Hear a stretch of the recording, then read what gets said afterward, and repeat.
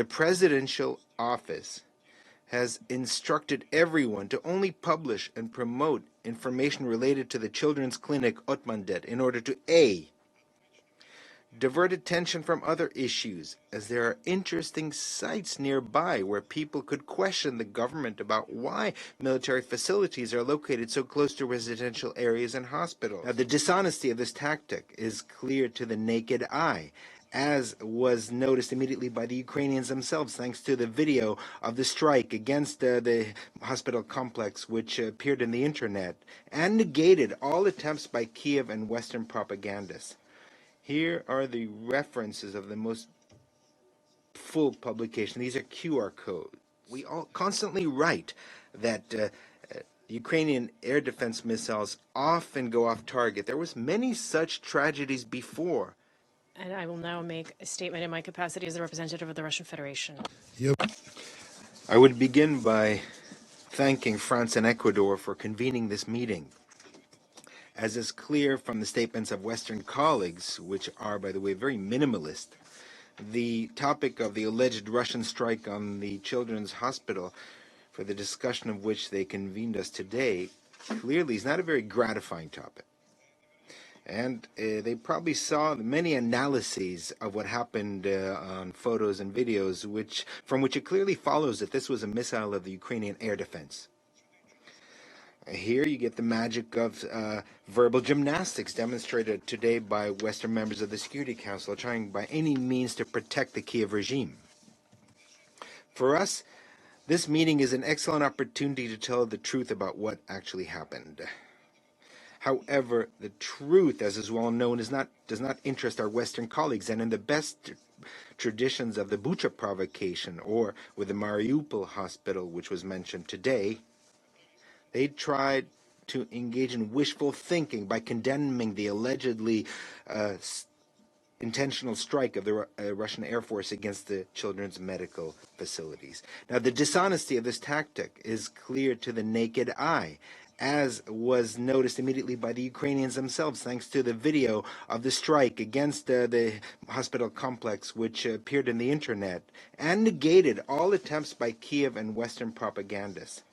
Here are the references of the most full publication. These are QR codes. And here's what immediately after the event was published by Ukrainian Telegram channels, which remain the only uncensored source of information, uncensored by the Ukrainian authorities for their compatriots. And I quote, "The presidential office has instructed everyone to only publish and promote information related to the children's clinic Otmandet in order to A. divert attention from other issues, as there are interesting sites nearby where people could question the government about why military facilities are located so close to residential areas and hospitals. B. attempt to boost the morale of the army and the people by fueling hatred toward the enemy. They claim that the enemy intentionally targeted children, although everyone knows that the rocket was accidentally shot down." This is a quote. C. distract the masses from the daily lawlessness of the government, corruption, tariff increases, price hikes, growing disillusionment, etc. D. divert attention from the constant retreat of the armed forces of Ukraine. E. create additional reason for justifying the conscription in the name of Zelenskyy. And E. create a media hype in the Western press before the NATO summit. End of quote. Here's another quote. Regarding the strike against the Okhmandet children, it's quite clear it was a air defense of NASAMS that went off course and hit the children's corpus. Western air defense also often miss their targets, and most often this happened when the air defense of the Ukraine hit Poland, hit a tractor. If the X-101 missile had hit the building, the damage would have been much worse. We all constantly write that The Ukrainian air defense missiles often go off target. There was many such tragedies before, and the presidential office was constantly lying to people that these were Russians who intentionally struck residential buildings. The presidential office has to constantly fuel hatred among Ukrainians and justify the continuation of the war by these artificial tragedies. And the military themselves acknowledge such tragedies are as a result of air defense. This is a quote from Ukrainian sources, it's not mine. Colleagues, I hope now you can understand that no matter how the Kyiv regime and its Western sponsors tried to represent the tragedy as a result of an intentional Russian strike, even in the eyes of regular Ukrainians, the version does not hold water.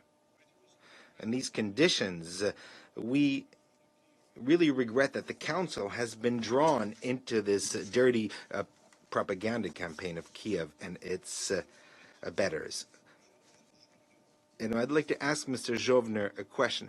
How he, when he went into the street, understood that the hospital was subject to a Russian strike? Who provided this kind of information, which clearly contradict common sense?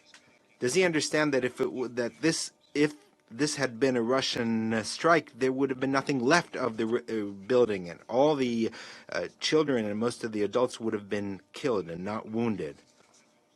But due to the fact that the screen has been darkened, I don't think we'll hear an answer from Mr. Jovner.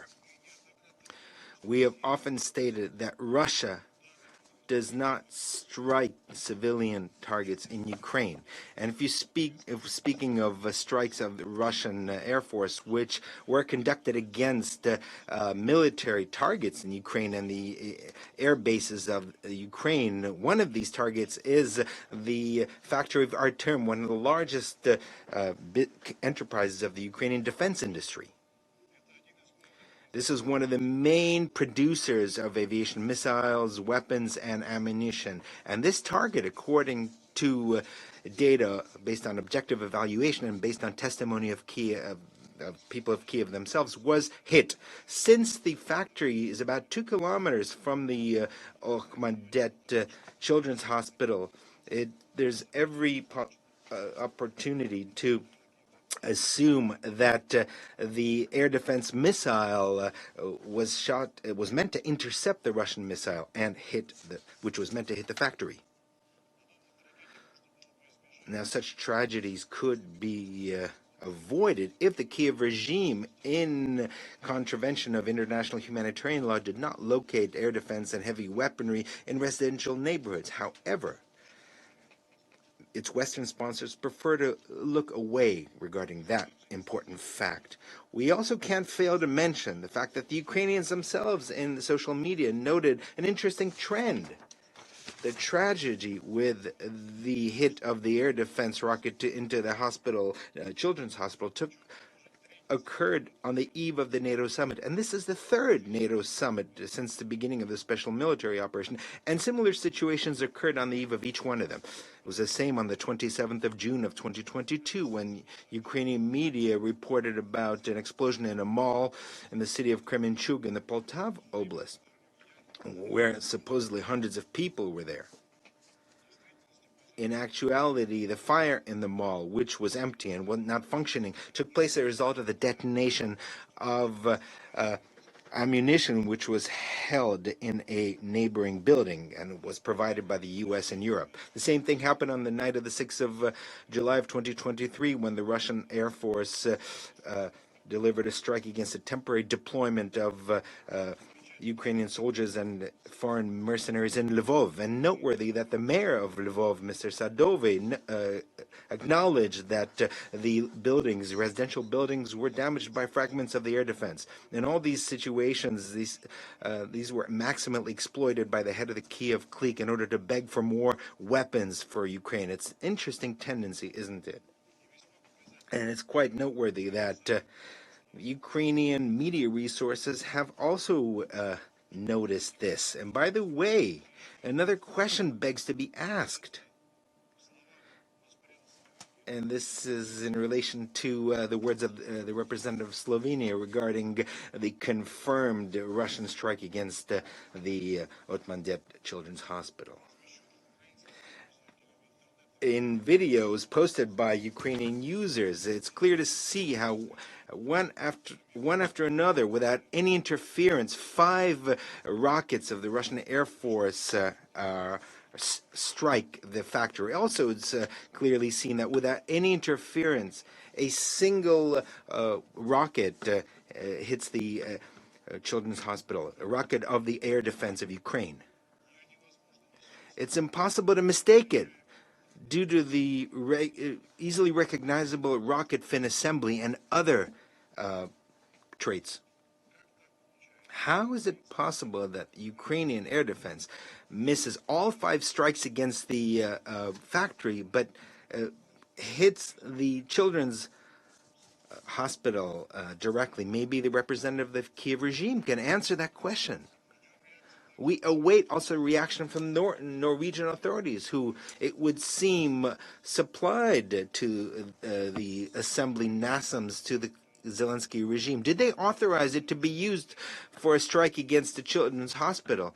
And also that it, in contravention of international humanitarian law norms, that it would be located in residential neighborhoods. Against that background,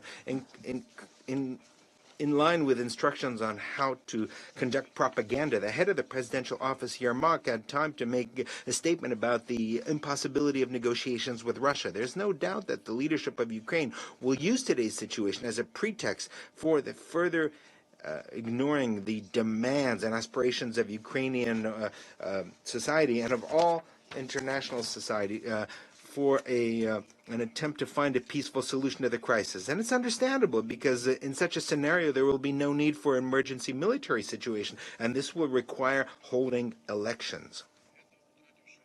And the Kiev clique, which has lost all legitimacy, fears this more than anything, acknowledging that the population has a very negative attitude toward that. This is why it prefers to sacrifice tens, if not hundreds of thousands of its own citizens who are sent into a senseless meat grinder. We, on our side, have frequently spoke in favor of beginning negotiations and ending hostilities. However, this must be a cessation rather than a pause in hostilities, in order to give which would give the possibility for Kiev to lick its wounds and rearm. Furthermore, the root causes of the Ukrainian crisis must be tackled. Without this, there will not be any sustainable and lasting peace. Our conditions for concluding the conflict were clearly stated by President Putin on the 14th of June at the meeting with the leadership of our foreign ministry. We value also initiatives of all states who are aimed at a genuine ceasefire and taking into account our legitimate concerns, rather than aimed at promoting propaganda operations such as a pseudo-peace conference in Switzerland. And as long as Kyiv and its sponsors remain deaf to the appeals of using diplomacy, we will continue to be forced to compel Ukraine to peace and eliminate the root causes of the current crisis situation through military means.